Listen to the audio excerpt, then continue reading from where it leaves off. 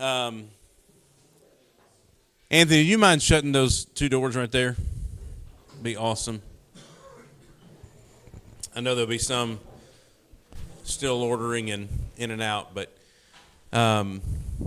so thankful for John for being with us. If you weren't able to hear John's message yesterday, or if you've never heard him, my first time to hear him preach was yesterday, and I was very encouraged and strengthened by not only the material, but the approach, the gentle way that he delivers it. A man that and he'll tell his story, which I think is pretty neat today.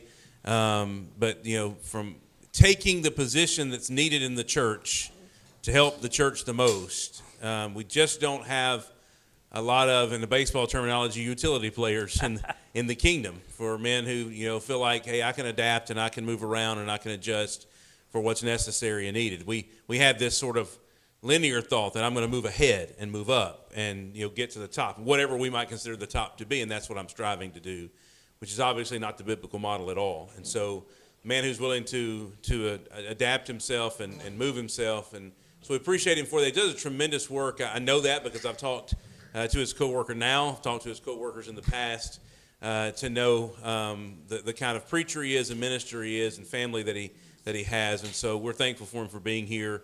And I do believe that you'll be blessed from learning the journey and the lessons along the journey. And so we'll ask John to come and preach to us. Thank you, Wayne. I appreciate that introduction. I have known a number of preachers over the years who would tell me that they wish they were more like the Apostle Paul. Anybody here ever had that thought? I've had that thought. I've never known anybody who is a preacher who was more like the Apostle Paul than me. Not the Paul that was the great evangelist. That's not what I mean. I'm talking about the Paul who would write in 1 Timothy chapter 1, I was a blasphemer, a persecutor, a violent aggressor, who would say, this is a trustworthy saying. This is something you can take to the bank. Jesus Christ came into the world to save sinners, of whom I am foremost. That's the Apostle Paul that I can identify with. I preached my first sermon when I was 17 years old. It was our graduation Sunday. And some of you might look at me and say, wow, you've been preaching 45 years or so. No, I haven't. 3 months after I preached that sermon, I left home for the first time and I went to college, about 2.5 hours away. And it was, the school is called Central Missouri State University. They've gotten uppity since then. Now they call it Missouri Central University. I don't know why they changed the name. But it might as well have been the University of Babylon to me. Because when I left school, when I left home, and I've said this many times, I was the best teenager in America. I never caused my parents one iota of problems. And I was in school, they put me in a dorm room with a football player. I was a golfer, and he liked to drink. And I was there about 2 weeks before I ever had my first taste of alcohol. And for the next 10 years of my life, I was apart from the Lord. It is not that the Lord moved, I moved. And when I read about Jonah and Jonah being in the belly of the fish for just a few days, I was in the belly of the fish for 10 years. 10 years. Now, a lot of good things happened in those 10 years, don't get me wrong. In a lot of ways, God was shaping me in those 10 years. I went to school to play golf. I didn't go to school to learn. I was on a golf scholarship. And so I had an opportunity to play a lot of golf. And when I got out of school, I turned pro. And there was a lot of good things that happened with that. One of them sitting right there. I was in the pro shop one day, and this young lady walked in looking for a job, and I looked at her and I said, "You're hired." And she's been around for 38 years. Actually, more than that. We'll be married 38 years in August. I met a lot of interesting people. I met people who helped me learn sort of like what we learn in the Old Testament, not just the good examples, but the bad examples. I met some guys through the golf business that got me out of the golf business into the business world. And I became an electronic salesman for a company that made printed circuit boards, and they moved me to Albuquerque, New Mexico, which was culture shock for a kid from the Ozarks in Missouri. And I was there for a number of years. Lisa and I got married, and we were living that life. And every Saturday, some of you are old enough to remember this, every Saturday my mom would call me. Why? Because you remember long distance rates on Saturday? And she'd say, "You going to church tomorrow?" And about half the time I'd say, "Sure, Mom," with no intention at all of doing it. And sometimes I'd say no. No, I'm not. And I'd have to listen to her nag at me, spiritual nagging. And then one Sunday I said, I've had enough of this. I'm going to go. And so Lisa and I, we got up and we went to the Montgomery Avenue Church of Christ in Albuquerque for no other reason except it was close to one of my customers. I didn't know the Montgomery Avenue Church of Christ for nothing. And we went there and we attended, and I'll tell you why in a moment. Something happened. I said, that can't be right. And so I said, we got to go back the next week to see if that was right. And it was right. And so after the second Sunday, the next night, Monday night, we're in the house. Lisa is in the front room holding our newborn son. I'm watching Monday Night Football. There's a knock on the door. I open the door, and I'll never forget this. I had a can of Budweiser in this hand, not Bud Light, Budweiser, and a cigarette in this hand. And there's Harvey Porter, the preacher at the Montgomery Avenue Church of Christ, and his wife. And at that moment, Proverbs 22, verse 6 hit me right between the eyes. Train up a child in the way he should go. When he's old, he will not depart from it. You ever heard the phrase, I feel an inch tall? I felt an inch tall. You never saw anybody get rid of a can of beer and a cigarette faster than I did. And Harvey Porter was a man on a mission. He did not leave our house until he'd studied with us. He baptized Lisa the next morning. I was restored to the church. And the spiritual journey began. It began. I'd been there before, but I'd gotten away for so long. And so I learned some things through all that, some things that helped me. And in fact, Damon made a comment to me yesterday. It really kind of brought home. I spent a lot of years in the electronics industry doing something that I was not qualified to do, but I did it, and I was fairly successful at it. And Damon said, oh, God was preparing you to do what you're doing now. I never thought about that before.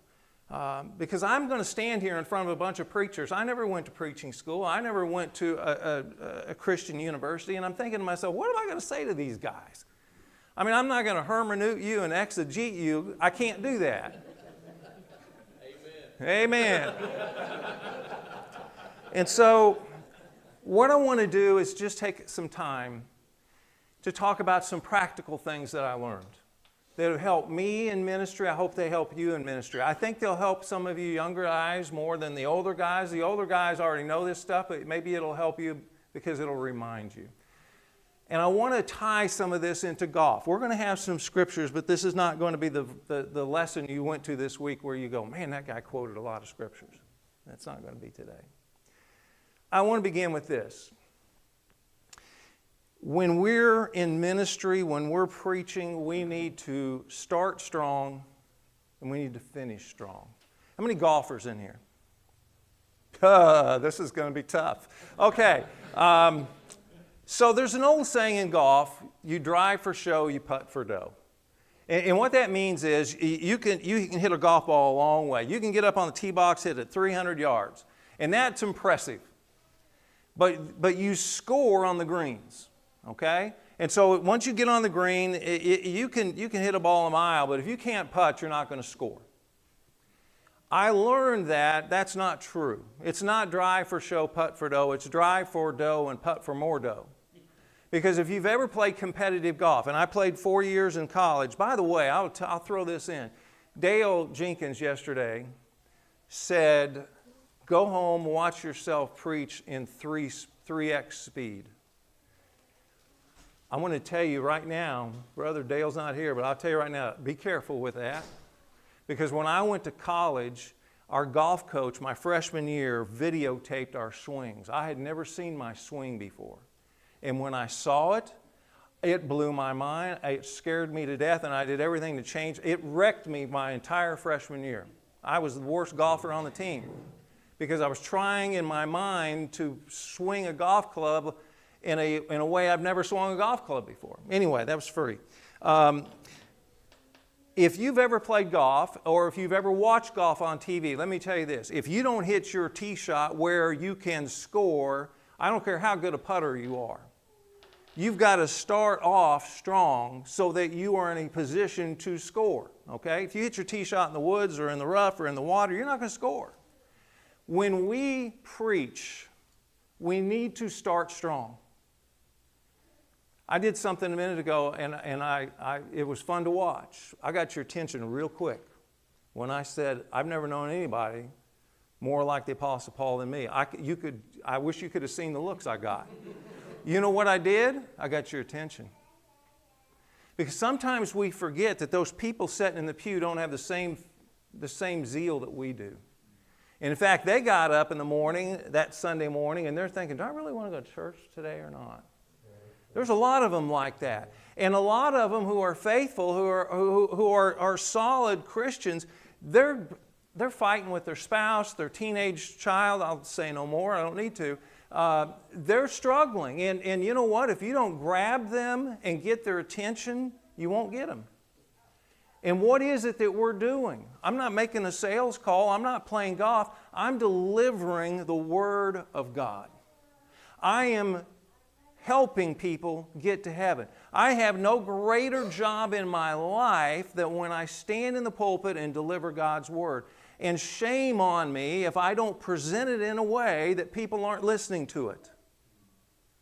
Which brings me to the second point. Not only do I need to hit that tee shot down the middle and get started, well, I got to finish well. You know, there's nothing more frustrating in golf than to hit a great tee shot, hit a great approach shot. You got a 6-foot putt for birdie because that's where you score. Birdies are dollars. There's a reason why I was a club pro and not a touring pro. Club pros can play golf and shoot par, and they're proud of it. Par doesn't pay, okay? You shoot par on the tour, they send you home. You can hit 2 great shots. You got that 6-footer for birdie, and you look at it and you go, man, I'll make that, and you miss it, and you go, I've just had an opportunity, I didn't get it. I didn't score. We got to finish strong too. When we have people's attention, we have to deliver God's Word. We have to teach them, to help them. We've got to point them towards heaven. And guess what? When we get to the end of the sermon, somehow down the road, I don't know how it happened, but we decided that we've got to be very careful with emotion. Because we don't want people to think we're Pentecostal or charismatic. And so, boy, we can reason, we should reason. We should be intellectual, we should be intellectual. But if we don't hit the heart, what have we done? And I just encourage you, and I encourage me, because I don't do it very well sometimes. When we get to the end of the sermon, we're building to a crescendo. You've got to hit people in the heart to make them move in their life. Because if you don't, they're just going to sit there in the pew and nothing's going to happen. And they're going to sit there in their life and nothing's going to happen. And I'm not just talking about the visitors who come in. I'm talking about the people who are sitting in our pews every Sunday that are struggling in their lives. I heard Dan Winkler say a few years ago at PTP, and I am so glad. I told my wife, I'm going to be up talking to Dan Winkler. I don't know where Dan is, but I'm glad he's not here because that would scare me to death. I heard him say one time that when you stand in the pulpit, probably 70% of the people you're talking to are hurting. Now, when I said, hey, how you doing today? They said, oh, I'm doing great. How are you? But that was a lie because they're not doing great. And sometimes I'm not doing great either. And when we have the opportunity to preach God's Word to them, we need to make sure that we not only get their attention, hit that first shot well, but we got to score. And the way we score is not with big words. What did Paul say when he went to Corinth? And we're going to spend some time today there. He says, I didn't come with big words. I didn't come with a big show. I came to preach Jesus Christ and Him crucified. That's it. Simple stuff. Sometimes we forget that. I've heard preachers use words I can't pronounce, and I'm thinking, why are you doing that? Because I don't even know what you're talking about. Hit people in the heart. Hit people in the heart. We need to make sure that we are starting strong, we are finishing strong. Number two, as I think about this, I want you to consider the idea of preaching requires preparation. I know that's an obvious thing, but let's tie it back to golf. If you've ever watched golf, and you're watching these guys on TV, you will see on occasion the pro is standing out in the fairway, his caddy's standing right there, and they're having a conversation. And I can tell you, they're not talking about what's for dinner tonight. They're talking about the shot he wants to hit right now. And you would not believe the level of preparation that went into that.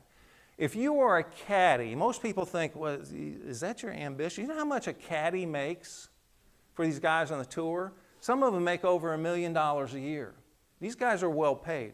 They get up every morning with the sun, and they go walk the golf course every day, and they chart where every hole is. For those of you who don't play golf, they move the holes every morning, okay? And so they know where the hole is every morning. They got a chart for it. They have stepped off every hole. They know from the edge of that sand trap 183 yards away how far it is to where they placed the hole that day. They know the slope of the green around the hole because the guy doesn't want a downhill putt, okay? You don't make many downhill putts. So when he's standing there in the fairway, his caddy's saying, look, you got 129 yards to the green, but you want to be on the left side and you want to be short, so hit it 128. How many of you think you could go out and hit a golf ball exactly 128 yards? I had a hard time with that, okay? Those guys know how to do it. You know why? Because they hit about 1,000 balls a week on the driving range. And they know what it feels like and the amount of energy they put into a swing. They know exactly how far they're going to hit it, okay? Now, that doesn't mean they do it every time, but they know. They know what club to use, and they know how hard to swing. They know every variable, and it happens not by accident. It's because they prepare. They prepare. You know what else they do? They don't show up. Golf tournaments start on Thursday, they end on Sunday. They don't show up Wednesday night, fly in, get up the next morning, got an 8 o'clock tee time, and go play. They get there on Monday, and they go play the golf course 2 or 3 times. And they'll walk the golf course even when they're not playing it because they want to be familiar with the golf course. They want to know the course, okay? And I think the parallels for preaching are exactly the same. First of all, we need to know the congregation. We already established there's so many people in our congregations who are hurting. How can I preach to them what they need to hear if I don't know who they are and I don't know what's going on in their life? And I've heard that multiple times this week. We've got to know the congregation. We've got to know the course. We've got to know the course. I need to know what they need to hear.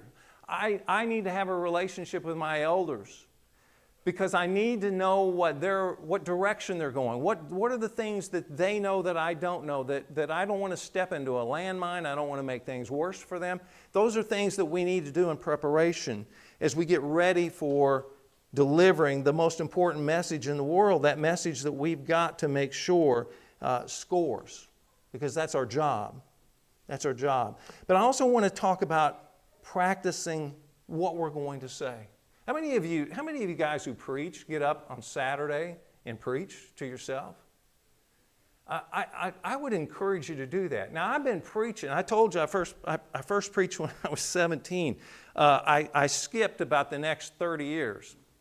When I was in the business world, I became a deacon when we got to Jersey Village in Houston. Then I became an elder, and as I like to say, then they fired me and made me the preacher. That was 11 years ago. So I've only been preaching full-time 11 years. And so for me, it's been a learning experience. I go to events like this and polishing the pulpit so I can watch Mike Vestal preach. And I can watch Dan Winkler preach, and some of you guys preach. And I'm there taking notes, not just about what you're saying. I'm watching you preach, because that's my preaching school. I've learned how, if I know anything, Mike, it's your fault. If I get up here and fumble, that's where I've learned. And I'm not smart enough to get up for 30 minutes and quote Scripture. I'm just not. And so I'm going to study, I'm going to study, I'm going to study. I think I got 30 minutes to preach. I'm going to have 45 minutes of material. Because I want to make sure that I don't run out of things to say. And I will get, Lisa will tell you, there's a 2-hour period every Saturday that gets blocked out of my day. I don't care what's going on. I'm going to sit down, I'm going to go through it again, I'm going to go through it again, and I'm going to say it out loud because it's going to sound different than when I write it. Because I'm an Ozark hillbilly, and it just doesn't come out of my mouth the way I sometimes write it down. I think that's a good thing. I think it's good to be prepared. I think it's good to be confident when you get up into the pulpit. But let me also tell you this.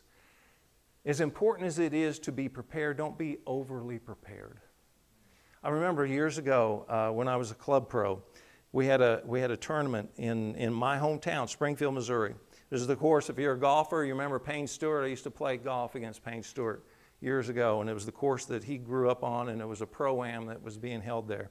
And I had gone over and I'd played the course a few times. I had been preparing for this tournament, and the second hole was a par 3, and it was about, I don't remember, 180 yards or so, and there was water on the left, there was a bunker behind, there was a bunker in the front, and I played the hole twice before the tournament, and both times I hit the sweetest 6-iron you ever hit in your life, dead in the middle of the green, close to the hole. I got up on the tee of that tournament, I'd parred the first hole, I'm off to a decent start, and I'm standing there, and I am so focused. Man, I hit such a good 6-iron. I hit the best 6-iron I ever hit in my life. I get up on the tee, I look down, I take out a 6-iron, and I hit a perfect 6-iron. I mean, that thing's dead at the hole.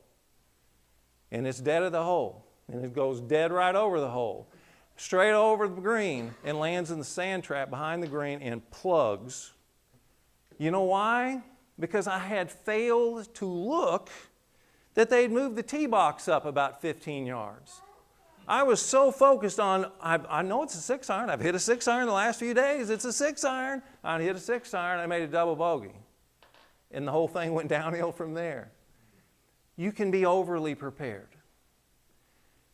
Here's the way I think about it. I said I've got 45 minutes of material for 30 minutes. I'm going to leave about 15 minutes of that for the Lord to direct me. When I get up, I just did it a few minutes ago. Anytime I go speak, I get away for a little bit, and I just pray, God, let your Spirit say what you want me to say. It's not me, it's you. So I've studied all this stuff. You put it in my head what needs to come out. I know the points I want to make, but we've got to be prepared enough. We've got to be prepared enough, but we can't be overly prepared. 18 minutes, okay. All right, point number 3. We need to be, as preachers, we've got to be real. We've got to be real. How many of you, and I already asked this question, I probably shouldn't ask again, because I asked how many golfers, and like one hand went up. Anybody watch the Masters this year? Oh, thank you. All right, I got one. I got 2. All right. So if you're in the golf world, there are 3 golf tournaments that you would just, I mean, you'd give everything to win. And those are the British Open, the U.S. Open, and the Masters. The Masters is the richest tradition. It is like going to Mecca if you're a golfer, okay? And so this year at the Masters, they had absolutely horrible weather. It rained all the time. It was storming. They had to suspend play a couple of times. They had one storm that was so strong that if you've ever seen the place, it's pristine. And they got all these like 80-foot tall pine trees. Well, it blew 3 of them down. It's amazing nobody was killed. The guy who won it is a guy from Spain. His name is Jon Rahm, and he's playing in the last round. He's in the last group. The guy he's playing against is Brooks Koepka. And Brooks Koepka is a solid player. He's a guy who wins U.S. Opens and Masters and British Opens. And I'm sure Jon Rahm was thinking, man, this is going to be tough, because I think he started the last round 2 shots behind him. And Jon Rahm just blows right by him and he wins the tournament. Now, if you're Jon Rahm, you have just, can you imagine the pinnacle of your career? It's that moment. And they have the trophy ceremony, and he's standing out there, and the cameras are on him, and the guy is, he's got to be just elated. And they hand him the trophy, and he does the thing you do in golf. He kisses the trophy, and they take his picture and all that, and they put a microphone on in front of him. You know what's the first thing he said? I want to thank the groundskeepers for keeping this course playable during all the mess of the weather we had this week. I guarantee you, unless you are one of the guys who put that golf tournament together, you don't even know who the groundskeepers are. They're nobodies in the golf world. And then he said, the next thing, second thing, he said, what a shame that it was that Brooks didn't have his best game today. Wouldn't that have been fun if he was playing at his best? Now, I don't know John Rahm from Adam, but I can tell you one thing, that's a humble man. To be at the pinnacle of his career, and he's thinking people that nobody ever even thinks about. And then acknowledges the guy that he played with. He's real. You and I need to be real. You and I need to be real. Have you ever had a situation in the congregation that you're at where, and maybe I'm going to get myself in trouble here, but you have an event, maybe a church picnic or whatever, and you go there in shorts, and somebody walks up to you and looks at you and says, I didn't know the preacher had legs. Have you ever had that happen to you? Yeah, okay. People will put us on a pedestal because we're the preacher, right? And sometimes we kind of like being on the pedestal. It's nice to get stroked. We need to be real. We need to be the person who gets in the pulpit and thanks the groundskeeper because the yard got mowed, or because we have a young man who he's a jewel. He's 34 years old. He's single. He struggles with relationships. He's nervous. I finally got him to at least get up and do announcements and so forth. And he's so nervous that he talks like an Indy 500 car driver. I mean, it's just boom, and he's done.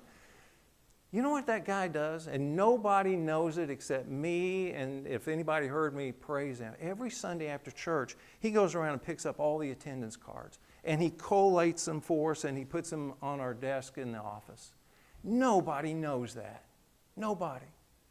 We need to publicly thank those kinds of folks, because there's dozens of them in our congregation who are doing works that serve the Lord and get no credit whatsoever. We need to remember that. I told you that something happened at Montgomery Avenue that I had never, that brought me back. We go to that congregation that Sunday, and again, I don't know the congregation. I've never been there. And quite honestly, the whole time I'm thinking, when I go in the building, I'm thinking two things. Number one, I can't wait to get out of the building and have a cigarette. And number two, I'm going to call my mom and say, look, I went to church, leave me alone. And the preacher gets up and he does something that I've never seen before. A Church of Christ preacher delivered a sermon and made me laugh. And I thought, there's something wrong here. And so we went back the next Sunday because I wanted to see if that was just a one-off, or does this guy actually lighten it up to make you laugh in the middle of preaching the gospel? You know what? He did it again. And I learned, because I grew up listening to guys that by the time they were done talking, you thought you had one foot in hell and the other foot getting there real quick. And that's the way I thought you're supposed to preach. I didn't realize that you could actually be human. And that you could actually tell stories that make people laugh. And you could use illustrations. Kevin Hahn, my goodness, weren't those great illustrations? I mean, he painted such a beautiful picture. And some of them were really humorous. I told Lisa last night, I was trying to write notes as fast as I can when Dale and Jeff were talking yesterday. You know what I don't need to write down? Was what Jeff said about when he led singing at the church, his first work, and he ended 50 years of tradition. I don't need to write that down. You know why? Because it's stuck in my head. Because when we can make those kinds of illustrations, they stick in people's heads. And when we can make them personal, not just, I've got a book in the office, thank you Dan Winkler, because he's the one who suggested it, that's this thick. of illustrations. And I think I've used it twice. Because if I use an illustration I pull out of a book, it's not personal, and people don't really connect to it. But if I tell them I did something or something happened in my life, it connects with them. Be real. We're real, okay? Somebody said yesterday, we're beggars who are leading other beggars to food. That's exactly right. And sometimes we can forget that, and we need to be really, really careful.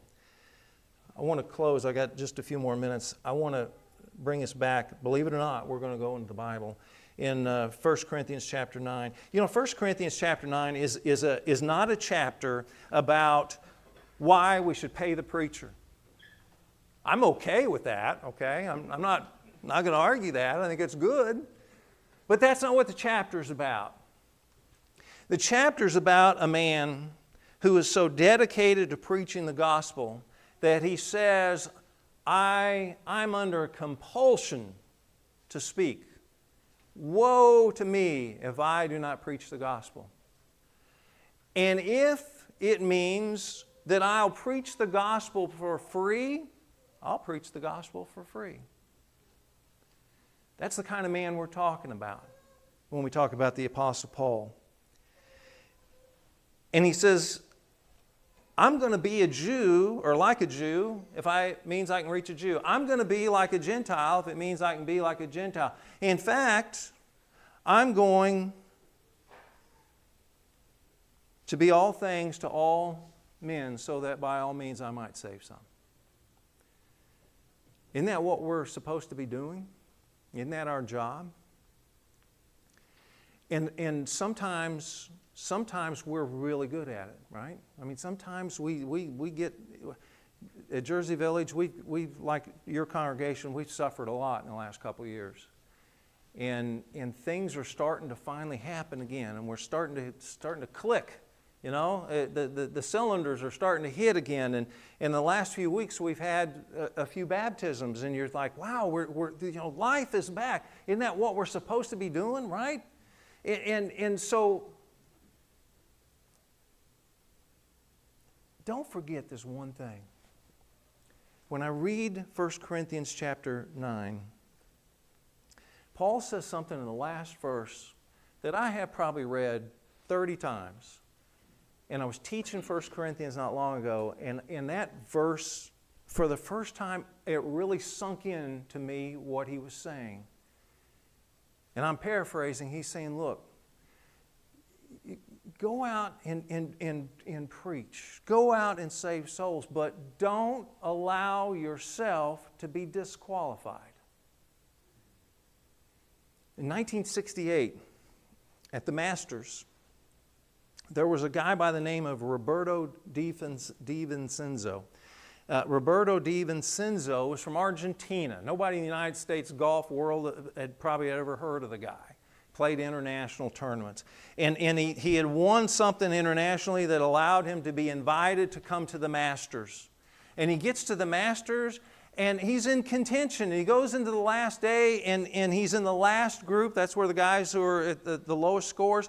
And he finishes his round, the last round, he's tied for first. And in those days in the Masters, if you tied at the end of the 4 days of the tournament, you went back and played one more round. Instead of having a sudden death playoff, they had an 18-hole playoff.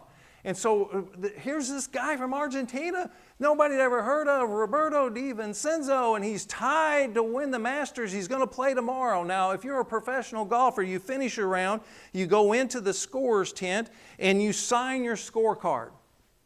And once you put your signature on it, it's official. And in those days, now today they have a guy who walks around and keeps score for everybody. I guess they got more money now. Back then, you kept your opponent's card and he kept your card.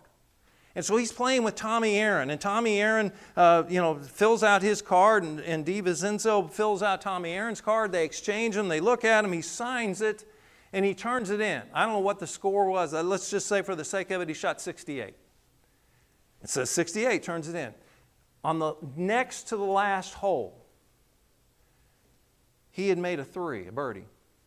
And Tommy Aaron, for who knows what reason, wrote down a 4. If you added it all up, he wrote 68 at the end. He added it all up, it was 69. That's the score he got. He didn't shoot 69, he shot 68. 68 tied him for first place so he can go to the playoff. His official score became 69 and he didn't win. He disqualified himself. What Paul was saying is, don't win the tournament and lose. Don't lose. Don't lose. Don't baptize 10,000 people. Don't be successful and write books that millions of people read. Don't do all of these wonderful works, all these great things, and disqualify yourself because there's something wrong in your life that nobody knows about except you and God. And everybody that sees you says, oh, there's Brother John, man. Brother John, he's a great preacher. Brother John, oh, he's a great minister. And boy, everything's going great. And Brother John is going straight to hell because Brother John is preaching it, but Brother John is not living it. And when I read that verse, it hits me, and I'm like, are you kidding me? Paul says, by the way, if you noticed all the sports analogies at the end of this chapter, if you think I'm crazy, Paul was a sports guy too. He says, I discipline my body and make it my slave so that after I have preached to others, I will not myself be disqualified.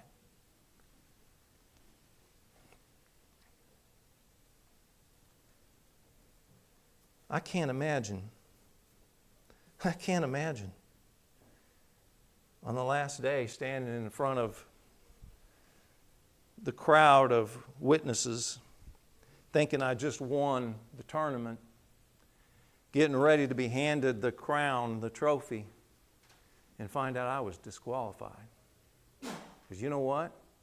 Once he signed that scorecard, it's done. You can't go back. It's done. And once I stand before God, and I stand before the judgment seat, and I have to give an account for the things I did in the flesh, I can't go back and say, but Jesus, don't you know how many people I baptized? And don't you know how many Bible classes I taught? And don't you know how many books I wrote? Do you know how many bulletin articles I wrote? And Jesus is going to say, you're disqualified.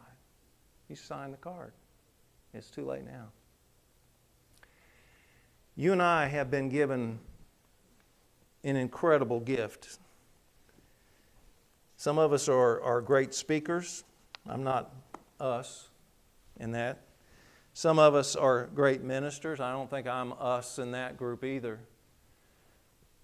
But I thank God every day that I have been given through a bizarre amount of things that happen in my life. I've been given the privilege to preach the gospel. And that's what it is. It's an honor. And yes, my wife will be the first to tell you, sometimes I come home and there's a reason why I don't have hair. And I'll beat it on my head on the door and I'll think, man, why am I doing this? Because you know what? When I was in the business world, I made a whole lot more money and I had a company car and I had insurance and I had all those things that I don't have now. Why am I doing this? And you know what the answer is? And sometimes I have to just get away and tell myself, you know, I mentioned to the group yesterday, when I left the business world, I was managing a business that was $90 million. And I would often go to bed at night and say, you know what, 10 years from now, this ain't going to mean a blooming thing. I mean, I know I'm making profit for the company, and I know there's people that have a job right now because of, I understand that. But I went to bed wondering why. What am I accomplishing? I have yet to do that in the last 11 years. I've yet to do that. Preach the word. Give it everything you got. And make sure on the last day they hand you the trophy that Jesus says, well done, good and faithful servant. Thank you. I just want to say, I don't know that I need a microphone.